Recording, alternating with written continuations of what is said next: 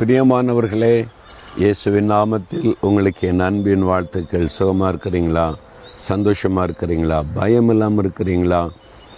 ஒவ்வொரு நாளும் நம்முடைய வாழ்க்கையில் பிரச்சனை, போராட்டம், நெருக்கங்கள் கடந்து போய் தான் ஆகணும். உலகத்தில் தானே வாழுகிறோம்.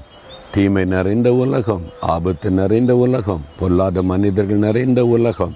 அதுக்கு மத்தியில் தான் நம்ம வாழ்ந்து ஆகணும். ஆனால் நமக்கு ஒரு நம்பிக்கை, நம்மை பாதுகாக்கிற ஒரு தேவன் நமக்கு இருக்கிறார். அதில் உறுதியாக இருங்க. அவர் என்ன சொல்கிறார் தெரியுமா? நீங்கள் ஆண்டவரோடு நடக்க பழகிட்டீங்க, இயேசுவின் வார்த்தையை தினமும் கேட்குறீங்க, அவரை பற்றி அறிந்து கொள்கிறீங்க. இன்னும் அவர் எப்படிப்பட்டவர் என்பதை தெளிவாக அறிந்து கொள்ளணும். நம்ம யார் கூட நடக்கிறோம், அவர் எப்படிப்பட்டவர் தெரியுமா? அவர் உண்மையுள்ள தேவன், தீமைக்கு விலக்கி பாதுகாத்து கொள்ளுவார். பிறகு எதுக்கு நீங்கள் பயப்படணும்? தீமை நிறைந்த உலகம்தான், பொல்லாத மனிதர்கள் நிறைந்த உலகம்தான்.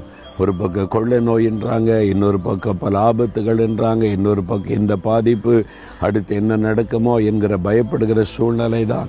எத்தனையோ தீங்குகள் நம்மை சூழ்ந்து வந்தாலும் நம்மை தீமை நின்று விலக்கி பாதுகாக்க ஒரு தேவன் இருக்கிறார்.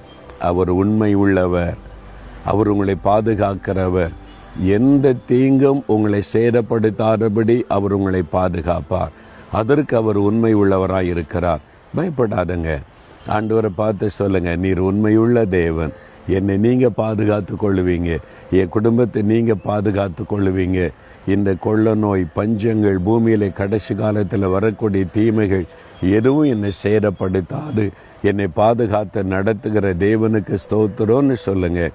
உங்களுடைய வேலையில், உங்களுடைய பிஸ்னஸில், உங்களுடைய குடும்பத்தில் நீ கைட்டு செய்கிற எல்லாவற்றிலும் அவர் பாதுகாப்பை தருவார். தகப்பனே, நீர் உண்மையுள்ள தேவன், என்னை பாதுகாக்கவும், என் குடும்பத்தை பாதுகாக்கவும், எனக்கு உண்டான எல்லாவற்றையும் தீமைக்கு விலக்கி பாதுகாக்க நீர் உண்மையுள்ள தேவன். நான் அதை அறிந்திருக்கிறேன், விசுவாசிக்கிறேன். அதனால நான் சந்தோஷமாக இருக்கிறேன்ப்பா. இயேசுவின் நாமத்தில்